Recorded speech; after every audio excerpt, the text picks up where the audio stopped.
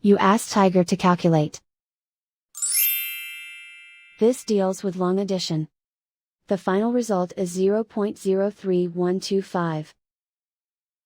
Let's solve it step by step. Rewrite the numbers from top to bottom, aligned by their place values, add up the digits in each column, from right to left. 5 plus 5 equals 10. Carry 1 to the 100,000ths place. 1 plus 2 equals 5. 6 plus 6 equals 12. Carry 1 to the thousandths place. 1 plus 5 equals 11. Carry 1 to the hundredths place. 1 plus 1 equals 3.